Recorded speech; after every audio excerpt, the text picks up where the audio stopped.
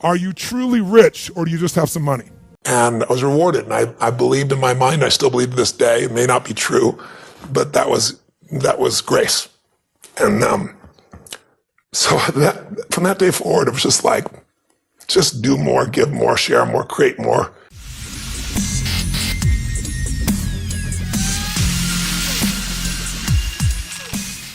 You don't get beyond scarcity, you start beyond it. You don't get beyond scarcity, you start beyond it. And the way you start beyond scarcity is every day you build your wealth. And the way I'd like you to do that is I'd like you to start getting the habits of capturing magic moments. My girl's done that with our nieces that are here in the room, but they call them romantic moments because it's a girl thing. And also they'll go, Auntie, this is a romantic moment. They have this little celebration in that moment. But if you stack those moments over and over again, see, the quality of your life has almost nothing to do with how much money you have, truthfully. No, don't get me wrong. Money can give you lots of options. Money is portable power. Without money, you can feed people. Without money, you can change things. Without money, you can start a company. Without money, you can do things for your family. Without money, you can go where the fuck you want, when you want, where you want, how you want. Great tool. But that's all it is a tool. Because if you think it's more than a tool and you think it's a source of your happiness, you're going to miss all the shit along the way. Because everyone in this room, we're all doing one thing in common. No matter how aligned our lives are or different than they are, we're all traveling through time together. And that traveling time is like that river out there. It does not stop. And sometimes feels slower and faster than others, but that traveling through time. And everyone here is going through the process of aging. Everyone here is going through the process of shifting life. The question is, how much of life are you living along the way? Are you truly rich, or do you just have some money? Or do you not have money and you don't have wealth? I know people have money who are very poor. I know people have lots of money that are very rich. The difference is how they are in their relationships, how they are in their sense of spirit, how they are in capturing the moments. So you have to decide right now to be rich, not when you get to a certain number. You got to decide right now, I'm a wealthy mother, or whatever appropriate language would be for you. But when you operate from you're already beyond, you're not trying to get beyond the scarcity. If you're always operating in scarcity, I got to try to get somewhere, that's bullshit. I'm here, and there's the mountain I'm taking next. That's very different than I'm going to try to get to that place when I can finally be enough, certain enough, happy enough, free enough, excited enough. And the truth is, when most of the things you get to where they are, it's nothing like you thought it was going to be. Who's achieved some huge goal, you got it, you're excited, and then for how long? Who can think of a goal that you just busted for, you got it, and you really were excited about it? How long did that feeling last for that situation? How long? A minute? Seconds? A month? Who can remember something that you really were excited about, and within 6 months to a year max, you were taking it for granted? Let me see your hands. That's the way the human brain works. That's the way the mind works. The heart doesn't work that way. The heart, when it's there, it doesn't forget. It's one thing that's going to make you wealthy. It's turning your expectation into appreciation. That's the day you become wealthy. The day you trade expectation for appreciation is the day you become wealthy. Because as long as you're expecting things, you're going to be disappointed. You're expecting people to be a certain way. They're not going to be. If the only time you're happy is when they all act and behave a certain way, you're not going to be happy very much. Or if you're happy, it'll be for a short period of time. You expect your spouse to be a certain way. You expect your kids to be a certain way. You expect your coworkers to be a certain way. You expect yourself to be a certain way. How about appreciation? That's the game. Because if you can appreciate the littlest things, you got gifts that nobody else has. So the first place to be wealthy is psychologically, emotionally, and spiritually. And that place has to get regular deposits. And that means, just like some of you meditate, you need a daily discipline of magic moments, and you got to learn to capture the little ones. And that muscle's got to be built. So what's your daily practice? You can call it whatever you want. We'll call it here magic moments. Every day I want you to capture at least 2 to 3 magic moments minimum. It could have been a conversation with a friend. It could have been a moment when an insight happened. It could have been a moment on the mountain. It could have been a little insight or distinction that you got that changed it. But you don't just capture it and write it down. You want to feel it and realize its value. You want to feel it like it's grace, like it's a gift that's been given to you. And what you're doing is appreciating that gift. But like when people say money doesn't matter, they don't know where to shop. And what I mean is, They don't know what to shop for and who to shop for, because all the research shows something interesting. If you make twice as much money, you're making $25,000 a year and you make 50, people think it'll double their level of enjoyment of life or happiness. And on average, it improves 9%. It's just mind-boggling. There's the initial excitement, and it's 9% better statistically. Lots of studies have shown once you make $75,000 a year, making more money you like, but it doesn't truly change your happiness in a sustainable way once you make basically a middle-class salary. People make more, might argue about that with them, but that's what the studies show. But what the studies now show is how you spend money. $5 a day spent right will bring you more joy than $10,000 spent poorly. And what does that mean? I can give you dozens of them. I'll give you three. Number one, if you spend money on things, you limit your level of happiness. If you spend the money on experiences, it creates a generative effect in your body emotionally. And they can measure the level of fulfillment and happiness you have just by the purchases you make. And they've done it scientifically all the way down to how it changes your biochemistry, down to the changes in your saliva and the hormones. That's where the research comes. It's not somebody airy-fairy saying, well, if you have experiences, it'll be better. Second one, when you spend money on things that give you time and take away drudgery, if you can get somebody else that you pay and they are employed and they now scrub the floor or they clean the toilet and they have an income and they're happy and you're freed up to do something you're more passionate about in business or life, the level of happiness grows geometric. But the one that creates the greatest happiness is the one that sounds trite, but it's biochemically accurate. And that is investing in others, which simply means giving your money away. Really? And it's mind-boggling. And they show you time out. They show you with little numbers, like, buying a cup of coffee for a stranger and what it does and how long the happiness does versus you buy the coffee for yourself versus you buy it for a friend. And I've got the studies in here. It's fascinating. But what I can tell you from my own life experience, like, the people that I know that are the happiest on earth are not the people with the most money. I got a lot of clients, as you well know, that are billionaire clients, and a lot of them come to me because they want me to do something with their business. But invariably, I'll see there's something going on with them too that makes them unhappy. It doesn't matter how much money they have. There's people with $1 billion and they still live in scarcity. It doesn't matter how much money they have, right? By the way, I asked that question of everyone I interviewed. I said, does financial pressure ever go away? 85% said no. And the average. You can imagine how much it would increase proportionally. Well, for a few it didn't, but for most of them it did. They felt more responsibility. They had more got to manage, more they got to do. So if you think financial pressure is going to go away just by having money, they just learn to handle it differently. They have a totally different experience. But I'm juiced about people seeing how they can use the money that makes joy happen. Like, I love to do things where it's a total surprise. I remember when I had very little money, I was just getting started. I grew up in a very tough environment, and my mom always loved the ocean, and we lived in the San Gabriel Valley of LA where they had smog alerts and you couldn't go outside for a couple of days. It was horrible. And I called my mom up and I said, this was early in my career, and I said, come meet me in Huntington Beach. There's a condo I'm considering getting on the beach. I'm considering living on the beach, Mom, but I want your feedback, what you think. So she drives down to meet me. I'll never forget, I just looked around, she goes, oh my God, smell the air, it's so fresh, and this is the dream, to live on the beach, and my son's gonna live on the beach, and I show her the condo, and she's like, oh my God, this is incredible. And I said, you sure, do you really think we were this? She goes, I don't care what it costs. She said, if you can get in, you get this. And I said, you feel that strong? She said, yeah. And then I said, it's yours, and I handed the keys. What a day. And it was like, my mom's passed away a long time ago, but it was one of those days that to this day, I can remember the feeling and the experience of like, holy shit. You don't get that by buying something for yourself. Yeah. You don't get that by, earning a bunch of money. It's beautiful to have those choices.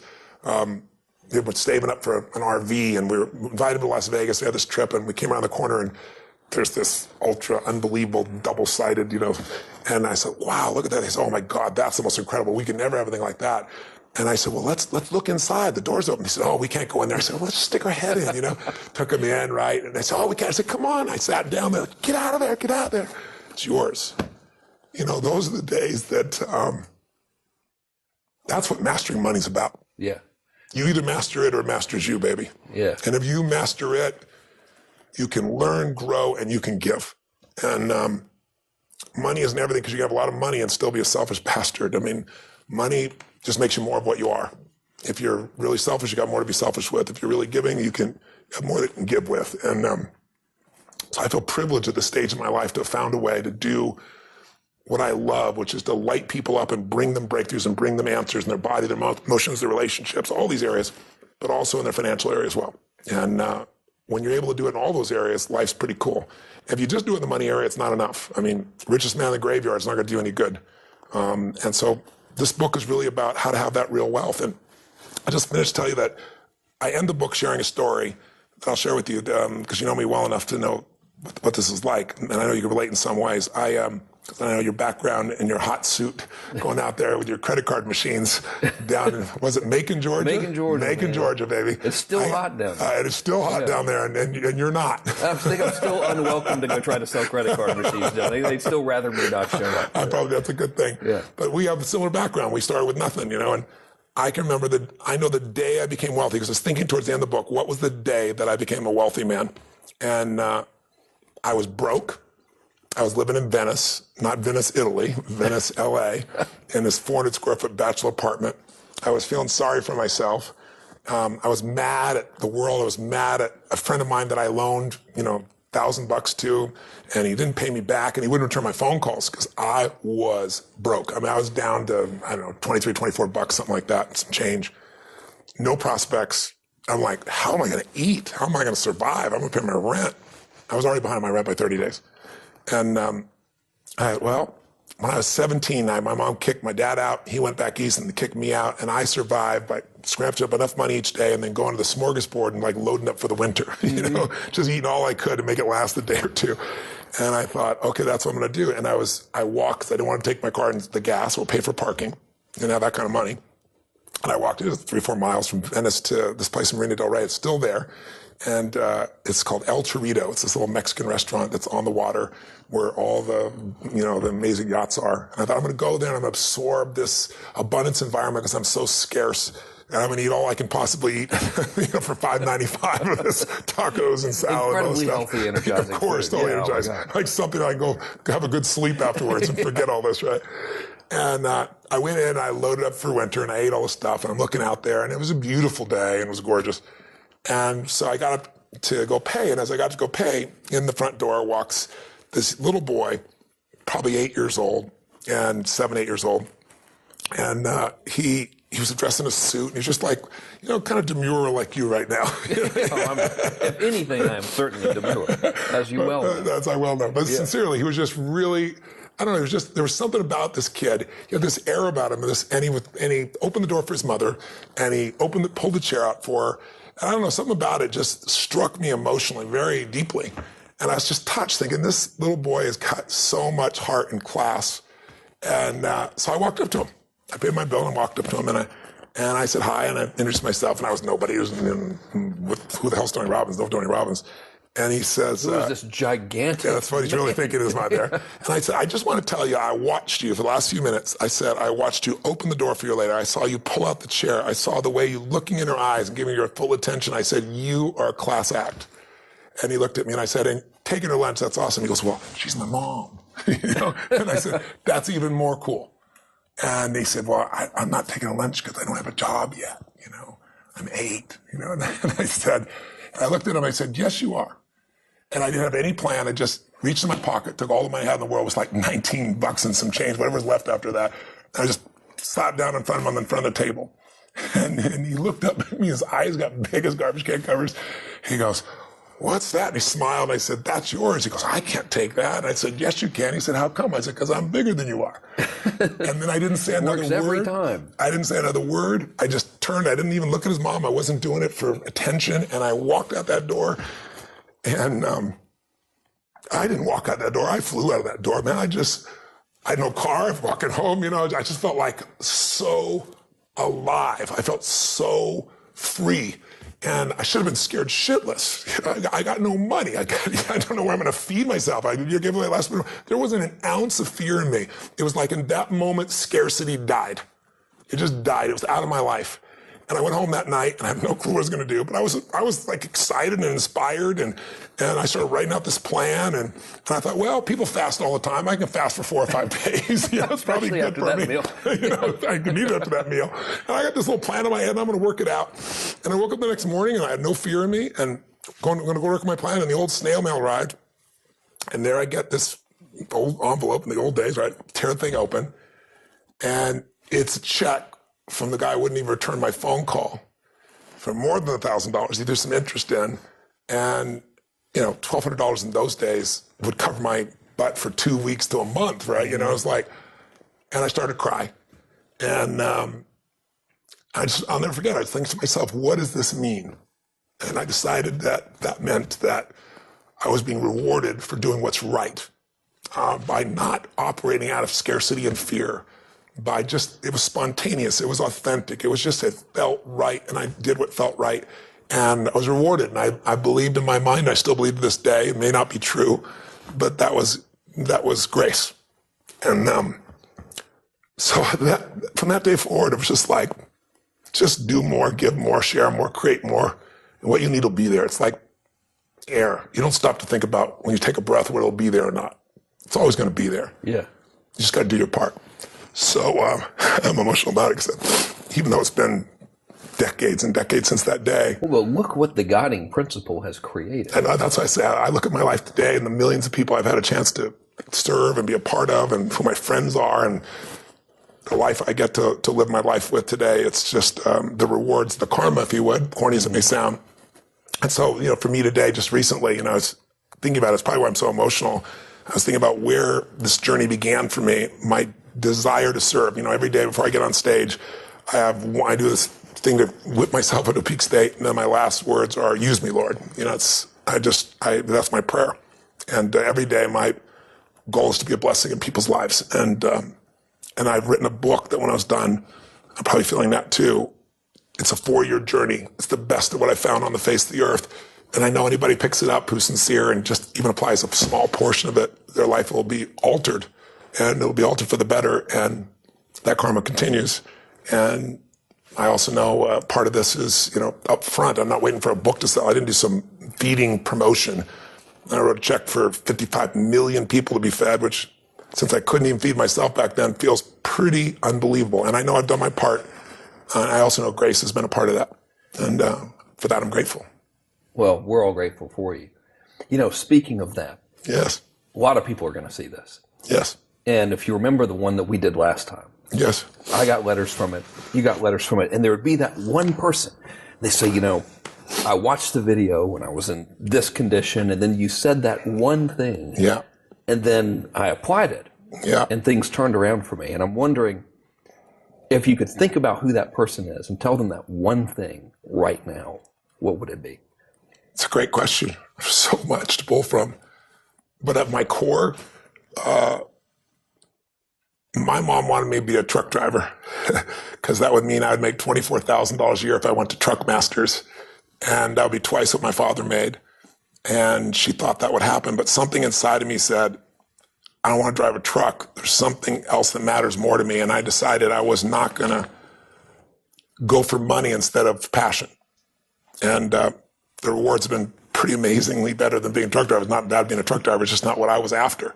And I look back, and one of the things that helped me was my original teacher, Jim Rohn, who was a personal development speaker I went to hear when I was 17. He said something the first time I heard him, and he said, it's really simple. If you want life to change, you got to change. If you want life to be better, you've got to get better. It's the only way it happens. And luck will show up for people and it'll leave them. But if you're constantly improving who you are and what you give, game over. And he also told me something about economics that I never forgot. He said, economics is really simple. The world really is simple. If you will find a way to add more value to other people's lives than anybody else does, then you'll never have to worry about that area of your life. And if you look at it, most of us don't realize you can add a lot of value and be a school teacher and add enormous value. And unfortunately, in our society, you won't get paid well. But as I show in the book, if you add value to more people, instead of 30 children, there's a school teacher in there that makes $2 million a year. And he does it with the web, and he does it by coaching. He's from Japan, and it's quite extraordinary. So if you do want to earn more, adding value, there's a way. You can also add value and make no money. You can also add value and give it away, and you still earn more. It's like the joy that we get from that giving that we talked about. Of all things we talked about, the things that brought me to tears is thinking about how far it's come and all that's come in the life from that day when I did what's right. And the other time I've been in tears is thinking about, what I did for my mom and things of that nature. Those ultimate rewards come from giving. So if you work at McDonald's, there's nothing wrong with it. But the reason you make $7.25 an hour is lots of people can do that. Mm-hmm.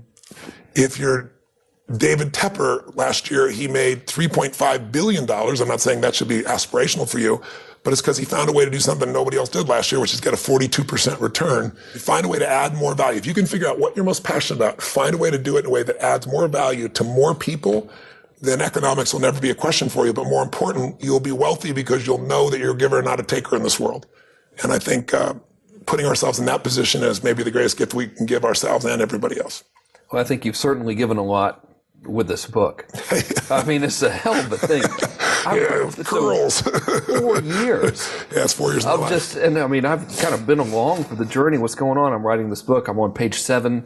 It has taken me forever to get to page 7. Then a year later, and it's about 100 pages in, 3,000 hours. So, guys, read it.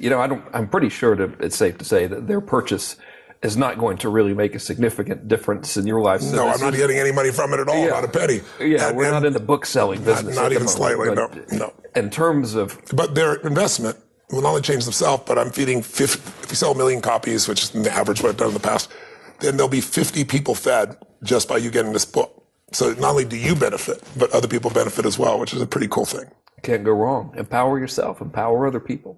Do good things. You will be rewarded. Thanks for doing the interview, man. It's been a pleasure. It's been great to see you and be with you again. Yeah.